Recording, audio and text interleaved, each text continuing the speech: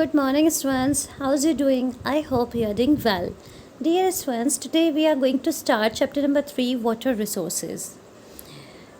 इस चैप्टर में हम रीड करेंगे कि किस तरह से वाटर का जो वाटर रिसोर्स हमारे पास अवेलेबल होते हैं, जितना भी वाटर हमारे अर्थ के ऊपर अवेलेबल है उसमें से हमको कितना वाटर अवेलेबल हो पाता है और क्या क्या दिक्कत है, क्या वाटर की स्कैरसिटी है, किस तरह से वाटर की जो स्कैरसिटी है उसको हम ख़त्म कर सकते हैं, सॉल्यूशन की तरफ ले जा सकते हैं। ये सारी चीज़ें हम यहाँ पर डिस्कस करेंगे।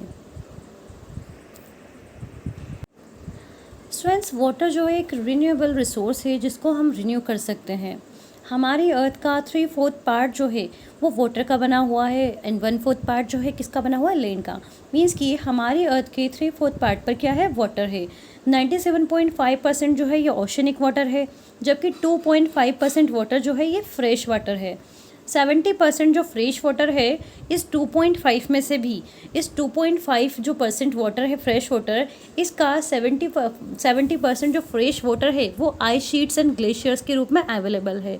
और इस 2.5 का जो 30% वाटर है वो ग्राउंड वाटर के रूप में अवेलेबल है। 4% रेन जो है रिसीव होती है इंडिया में ग्लोबली, और इंडिया जो है 133rd नंबर पर आता है वर्ल्ड में वाटर अवेलेबिलिटी पर पर्सन के according.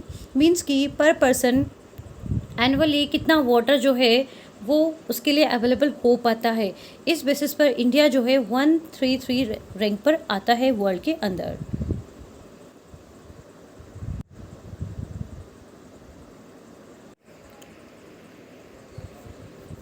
So you already know that 3/4 of the Earth's surface is covered with water, but only a small portion of it accounts for fresh water. जैसे कि आपको पता है कि हमारी अर्थ पर 3/4 पार्ट जो है उस पर क्या है, वाटर है हमारी अर्थ के सरफेस पर, जबकि उसमें से फ्रेश वाटर जो है बहुत ही कम अवेलेबल है, जैसे कि मैंने अभी आपको बताया। ओके, आप वंडर्ड होंगे, आप आश्चर्य करोगे कि 3/4 ऑफ जो वर्ल्ड का 3/4 पार्ट है वो वाटर से कवर है, और वाटर जो है एक रिन्यूएबल रिसोर्स है। ठीक है, तो वाटर क्या है, एक रिन्यूएबल रिसोर्स है। ये चीज़ आपको ध्यान रखनी है। तो आप वंडर इसलिए होंगे कि आप सोच होंगे इतना पानी है फिर भी यहाँ पर लोग जो है सफ़र कर रहे हैं पानी की कमी से। ऐसा प्रेडिक्ट किया गया है कि 2025 तक लगभग 2 बिलियन पीपल जो है वो एब्सोल्यूट वाटर स्कैरसिटी में रहेंगे। मींस कि पानी की बहुत ज़्यादा कमी आ जाएगी। 2 बिलियन पीपल जो है वाटर की स्कैरसिटी फेस करेंगे। तो आप सोचते होंगे कि इतना पानी है फिर भी पानी की कमी क्यों बोला जाता है, तो ये इसीलिए बोला जाता है क्योंकि हमारे पास फ्रेश वाटर अवेलेबल नहीं है। जो ओशनिक वाटर होता है, ओशन में जो वाटर है वो क्या होता है, सलाइन होता है। अब सलाइन वाटर मीन्स कि जो खारा पानी वो पीने लायक नहीं होता है। Water scarcity and the need for water conservation and management. Given the abundance and renewability of water, it is difficult to imagine that we may suffer from water scarcity. तो ये इमेजिन करना भी बहुत ही मुश्किल है कि हम वाटर स्कैरसिटी को फेस कर सकते हैं, जबकि इतना पानी अवेलेबल है, वो रिन्यू हो सकता है, फिर भी वाटर स्कैरसिटी है। तो ये इमेजिन करना भी बहुत ही मुश्किल लगता है। The moment we speak of water shortages, we immediately associate it with regions having low rainfall or those that are drought prone. तो जब भी हम वाटर स्कैरसिटी या वाटर शॉर्टेज के बारे में सुनते हैं तो हमें ये लगता है कि जो डेजर्ट वाला जो एरिया है या ड्रोट प्रोन जो एरिया है जहाँ पर सूखा पड़ जाता है, जहाँ पर कम बारिश होती है, वही ऐसा एरिया है जहाँ पर पानी की कमी है। जबकि फ्रेश वाटर की कमी जो है जो हर जगह है। We instantaneously visualise the deserts of Rajasthan and women balancing many matkas use for collecting and storing water and travelling long distances to get water. जब भी हम सोचते हैं वाटर स्कैरसिटी के बारे में तो हमारे अंदर एक पिक्चर, हमारे माइंड में एक पिक्चर आ जाती है। कौन सी पिक्चर, कि राजस्थान की जो महिलाएं हैं वो मटके पे क्या सिर पे क्या रखी हुई है, मटके रखे हुए, अर्दन पोट्स जिनको बोलते हैं। ठीक है, और वो क्या करती है, इसमें वाटर जो है स्टोर करके रखती है और लॉन्ग डिस्टेंसेस ट्रेवल करती है वाटर को लाने के लिए, ठीक है, अपने घर से। तो ये बात सच भी है। True the availability of water resources varies over space and time. तो वाटर की जो अवेलेबिलिटी है, वाटर उपलब्ध हो रहा है नहीं हो रहा है, ये स्पेस एंड टाइम के अकॉर्डिंग अलग अलग हो सकती है, mainly due to the variations in seasonal and annual precipitation, but water scarcity in most cases is caused by over exploitation, excessive use and unequal access to water among different social groups. देखो, हम सोचते हैं कि water की scarcity जो है केवल precipitation means कि बारिश की कमी की वजह से हो सकती है, लेकिन ऐसा है, लेकिन इसके अलावा और भी कई सारे रीज़न है। उसमें है एक ओवर एक्सप्लोइटेशन, हम वाटर रिसोर्सेज का बहुत ज़्यादा यूज़ कर लेते हैं, हम पानी का बहुत ज़्यादा वेस्ट करते हैं, एक्सेसिव यूज़ करते हैं, अनइक्वल एक्सेस करते हैं, तो उससे क्या होता है, वाटर जो है इसकी कमी क्रिएट हो जाती है और डिफरेंट जो सोशल ग्रुप्स है वो क्या करते हैं, इस कमी को फेस करते हैं। ठीक है, तो वाटर जो है हम सभी के बीच में इक्वली डिस्ट्रीब्यूटेड नहीं हो पाता है, क्योंकि कुछ लोग तो ज़्यादा यूज़ करते हैं, कुछ जो है उसको ध्यान में रख करके यूज़ करते हैं। Where is then water scarcity likely to occur. तो फिर वाटर स्कैसिटी कैसे हो सकती है? As you have read in the hydrological cycle, fresh water can be obtained directly from precipitation, surface run off water and ground water. तो आप सोच रहे होंगे कि पानी की कमी कैसे हो सकती है? जैसे कि हाइड्रोलॉजिकल साइकिल है, तो हाइड्रोलॉजिकल साइकिल जो है इसमें क्या होता है, वाटर जो है मूव करता रहता है, मीन्स कि बारिश के रूप में वापस से हमें मिल जाता है। ओशनिक वाटर जो है वो वार्म अप होता है, वार्म अप होकर क्या होता है, एवपोरेट होता है, एवपोरेट होकर के जो क्लाउड्स उनका क्लाउड्स का फॉर्मेशन होता है ऊपर जाकर के, मीन्स की क्लाउड्स बनते हैं। ठीक है, और क्लाउड्स बनते हैं तो उसमें वाटर वेपर मिक्स हो जाती है और फिर प्रेसिपिटेशन मीन्स बारिश के रूप में हमें वो पानी वापस से मिल जाता है। फिर भी क्या है, पानी की कमी है। ओके, तो यहाँ पे हम ये जाना है कि इतना सारा वाटर है, प्रेसिपिटेशन होता है, हाइड्रोलॉजिकल साइकिल जो है वो मेंटेन्ड है, फिर भी पानी की कमी है। हमें फ्रेश वाटर जो है कहाँ से मिलता है? फ्रेश वाटर हमें मिलता है डायरेक्टली बारिश से, जो बारिश होती है उससे, सरफेस रन ऑफ वाटर से, और ग्राउंड वाटर जो है ये क्या है, हमारे लिए फ्रेश वाटर है, मीन्स कि हम इनको काम में ले सकते हैं। Is it possible that an area or region may have ample water resources but is still facing water scarcity? क्या आपने कभी ऐसा सोचा है कि कोई ऐसा रीजन जिसे बहुत सारा पानी है लेकिन फिर भी वहाँ पर वाटर की स्कैरसिटी है, मीन्स कि पानी की कमी है? Many of our cities are such examples. तो हमारी सिटीज़ जो है वो इसका एग्जाम्पल से, कई सारी सिटीज़ जो है इसके एग्जाम्पल है। This water scarcity may be an outcome of large and growing population. देखो, पानी की कमी जो है एक बढ़ती हुई जनसंख्या की वजह से भी हो सकती है। किसी जगह की जनसंख्या जो है उसमें वृद्धि होती है तो वहाँ पर क्या होता है, रिसोर्सेज की कमी आ जाती है। तो रिसोर्सेज की कमी आएगी तो वैसे ही एक इम्पोर्टेंट रिसोर्स है वाटर रिसोर्स, इसकी भी कमी क्रिएट हो जाती है। जब किसी एरिया की पॉपुलेशन बढ़ेगी तो वहाँ की पॉपुलेशन बढ़ने से कॉन्सिक्वेंट क्या रिजल्ट होगा कि ग्रेटर डिमांड हो जाएगी, किस चीज़ की, वाटर की, है ना। जब वहाँ की पॉपुलेशन बढ़ी, वहाँ पे लोग रहने लगे तो क्या हो गया, वाटर की स्कैरसिटी क्रिएट हो गई, है ना। And unequal access to it, और वाटर का अनइक्वल एक्सेस जो है वो भी क्रिएट हो जाएगा। A large population requires more water not only for domestic use but also to produce more food. देखो, एक लार्ज पॉपुलेशन होगी जिसको ज़्यादा पानी की ज़रूरत पड़ती है ना। पॉपुलेशन ज़्यादा होगी तो उसको पानी की भी ज़्यादा ज़रूरत पड़ेगी। क्यों? एक तो घर के काम के लिए, और घर के काम के अलावा ज़्यादा फूड प्रोड्यूस करने के लिए भी, मीन्स कि वहाँ पर लोग रहेंगे तो फूड भी ज़्यादा प्रोड्यूस करना पड़ेगा, है ना। वहाँ की जनसंख्या, वहाँ की पॉपुलेशन के अकॉर्डिंग, तो हम लोग घर में तो यूज़ करेंगे ही, इसके अलावा जो फूड प्रोड्यूस करने वाले जो लोग हैं, जो खाना जो फूड रेडी करते हैं, लाइक प्लांट्स ग्रो करते हैं, वेजिटेबल्स ग्रो करते हैं, इसके अलावा कई तरह की क्रॉप्स ग्रो करते हैं, तो उसके लिए भी पानी की क्या होती है, ज़रूरत होती है। Hence to facilitate higher food grain production, water resources are being overexploited to expand irrigated areas for dry season agriculture. तो इसीलिए क्या होता है कि हाई फूड ग्रेन प्रोडक्शन होता है, मीन्स कि फूड ग्रेन का प्रोडक्शन जो है ज़्यादा करना पड़ता है। ठीक है, जिससे क्या होता है, वाटर जो है उसका यूज़ किया जाता है, ओवर एक्सप्लोइटेड हो जाता है वाटर। ओके, और इरिगेटेड एरियाज़ जो है वो कई सीज़न में ड्राई रहते हैं, तो वहाँ पे भी क्या होता है, पानी पहुंचाना पड़ता है, वाटर की सप्लाई करनी पड़ती है, क्योंकि पानी जो है बारिश का वो ऑलवेज अवेलेबल नहीं होता है। उसके लिए पानी या तो स्टोर करके रखना पड़ता है, या फिर जो वाटर है उसके लिए ग्राउंड वाटर को निकाला जाता है, जो ग्राउंड वाटर होता है उसको निकाला जाता है फसलों के लिए। Irrigated agriculture is the largest consumer of water. Irrigated agriculture जो है लार्जेस्ट कंज्यूमर है वाटर का, मीन्स की ऐसी इरिगेटेड एग्रीकल्चर मीन्स कि ऐसी कृषि जिसमें पानी देने की ज़रूरत पड़ती है। इरिगेशन मतलब होता है सिंचाई। ठीक है, तो सिंचाई करने की जहाँ पर ज़रूरत पड़ती है जिस एग्रीकल्चर में, वो लार्जेस्ट कंज्यूमर है वाटर की, मीन्स कि सबसे ज़्यादा पानी वहीं पर लगता है जिस ज़मीन को ज़्यादा पानी देने की ज़रूरत पड़ती है। Now it is needed to revolutionise the agriculture through developing drought resistant crops and dry farming techniques. तो अब किस चीज़ की ज़रूरत है? अब इस चीज़ की ज़रूरत है कि रिवोल्यूशनाइज किया जाए। रिवोल्यूशनाइज का मतलब होता है क्रांति लाई जाए। किस चीज़ में? एग्रीकल्चर में। क्या करके? एक तो ड्रोट रेजिस्टेंट क्रॉप जो है वो उगाई जाए और ड्राई फार्मिंग टेक्निक अपनाई जाए, मीन्स कि कम से कम पानी में खेती की जा सके, ऐसी टेक्निक को अपनाया जाना। और जो ड्रोट रेजिस्टेंट क्रॉप होती है, मतलब कि जो सूखा पड़ रहा है, या फिर जिस ऐसी फसल उगाना जिसको पानी की कम ज़रूरत पड़े। ओके, मीन्स कि एरिया के अकॉर्डिंग क्रॉप को ग्रो करना। You may have seen in many television advertisements that most farmers have their own wells and tubewells. आपने देखा होगा कि मोस्ट फार्मर्स जो है उनके अपने खुद के कुएँ होते हैं और ट्यूबवेल होती है उनके फार्म पर। किस लिए होती है वो? इरिगेशन के लिए, मीन्स कि जो फसल है उसको उसके सिंचाई करने के लिए, ताकि उनका प्रोड्यूस जो है वो ज़्यादा इंक्रीज़ हो। But have you ever wondered what this could result in? लेकिन आपने कभी सोचा है कि इससे क्या प्रभाव पड़ सकता है, क्या इसका नतीजा निकल सकता है?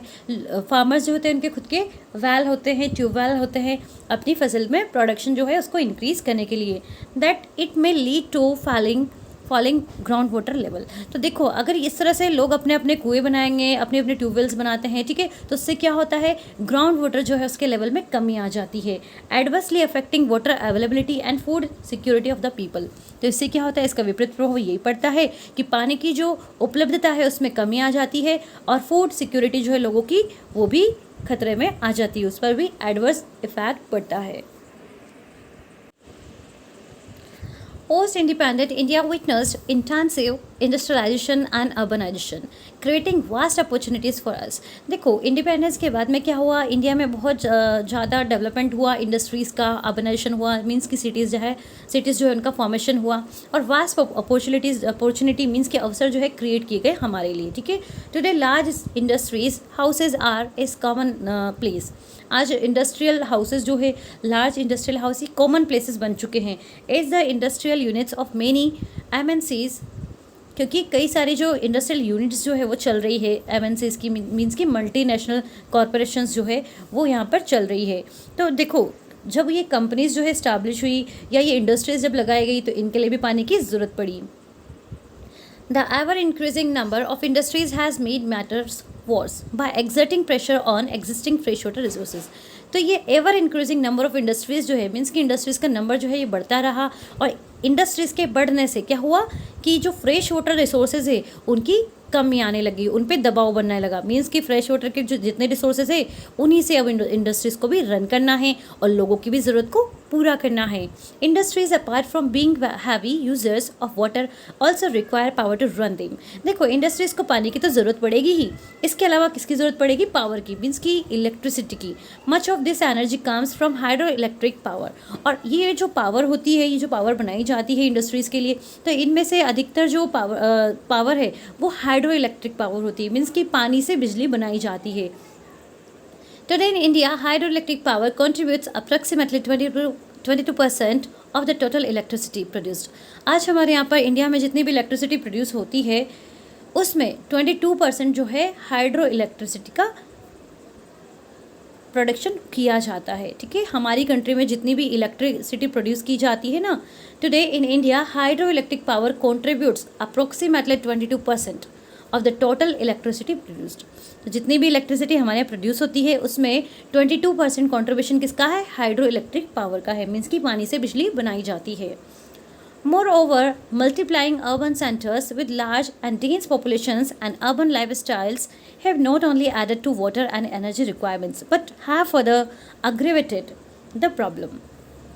इसके अलावा कई सारी मल्टीप्लाइंग अर्बन सेंटर्स, मीन्स कि लार्ज जो अर्बन सेंटर है वो क्रिएट किए गए हैं, ठीक है, और पॉपुलेशन बढ़ गई है, तो अर्बन लाइफ स्टाइल जो है उसके लिए भी, शहरी जो जीवन है उसका यापन करने के लिए भी ज़्यादा पानी की ज़रूरत पड़ी है।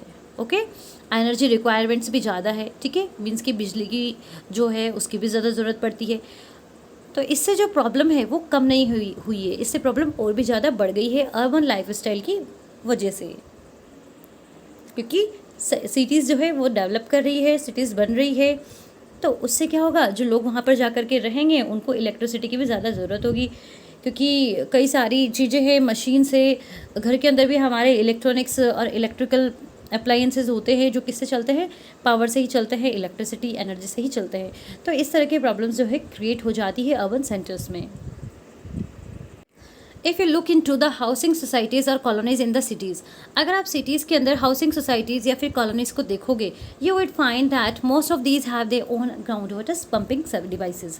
तो आप देखोगे कि इनके खुद के ग्राउंड वाटर पंपिंग डिवाइसेज होते हैं, मीन्स कि ग्राउंड वाटर निकालने के खुद के डिवाइसेज होते हैं, जिससे क्या करते हैं ये अपना जो पानी है वो निकाल लेते हैं, मीन्स कि अपनी ज़मीन से ही पानी निकाल लेते हैं। जितनी भी हाउसिंग सोसाइटीज़ होती है, कॉलोनीज़ होती है सिटीज़ के अंदर, वहाँ पर ऐसा होता है। ये अपनी ज़रूरत को पूरा करने के लिए ग्राउंड वाटर को निकालते हैं, लाइक बोरिंग करवाते हैं, कई तरह का होता है, वो करवाया जाता है। ठीक है, not surprisingly we find that fragile water resources are being over exploited and have caused the depletion in several of the cities.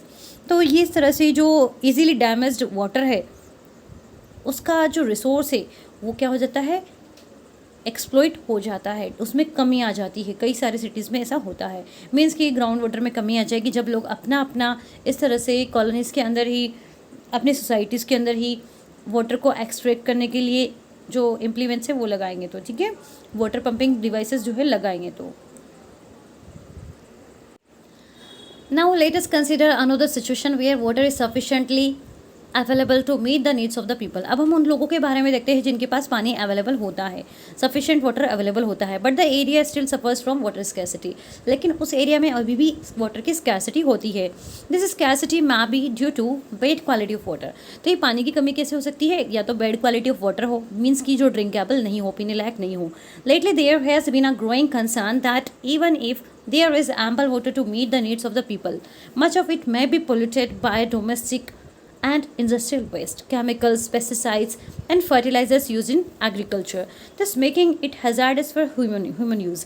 देखो, पानी तो होता है कई जगहों पर अवेलेबल, है ना। अभी तक तो हमने बात की जहाँ पर पानी अवेलेबल नहीं है तो वो अपने अपने कुएं वगैरह लगा लेते हैं, ग्राउंड वाटर को निकालते हैं और फिर उसका यूज़ करते हैं। अब हम देखते हैं जहाँ पर पानी पर्याप्त मात्रा में अवेलेबल है, एम्पल क्वांटिटी में है, फिर भी वहाँ का पानी जो है लोगों के लायक नहीं है, वो वहाँ पर भी वाटर की स्कैसिटी है। तो ये क्यों होती है, क्योंकि जो कई सारे रीज़न है इसके कि वाटर जो है डोमेस्टिक वेस्ट जो आता है उससे पॉल्यूट हो जाता है। पॉल्यूट का मीन्स होता है दूषित हो जाता है, ठीक है, या फिर इंडस्ट्रियल वेस्ट हो गया, केमिकल्स हो गए, कई तरह के पेस्टिसाइड्स जो है और फर्टिलाइजर्स का यूज़ किया जाता है आज एग्रीकल्चर फार्मिंग के अंदर। तो उससे क्या होता है, पानी जो है पॉल्यूट हो जाता है और उसको हम पीने में यूज़ नहीं कर पाते हैं। तो इसलिए भी क्या हो जाता है, वहाँ पर वाटर की कमी आ जाती है।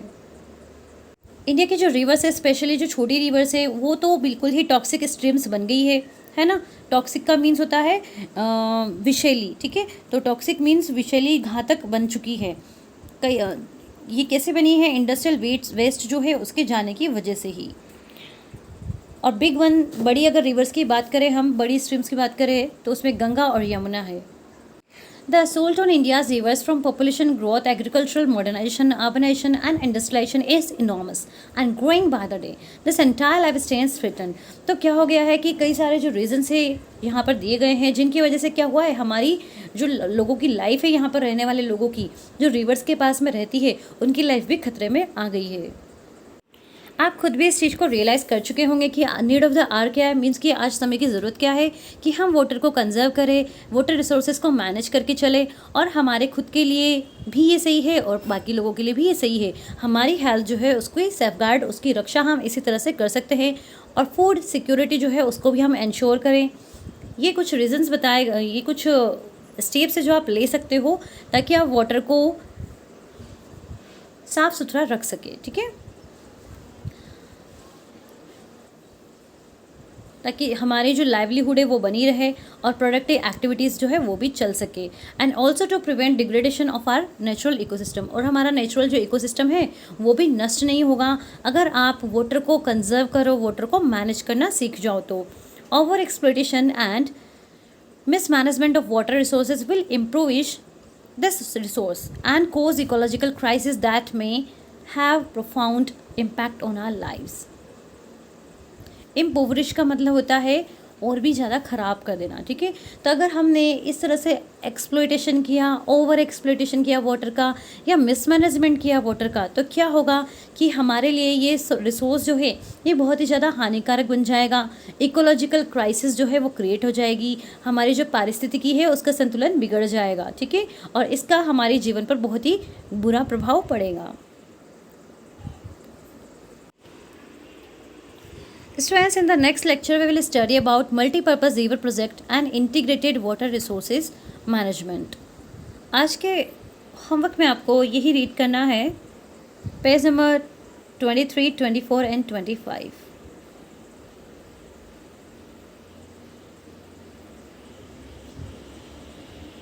See you tomorrow.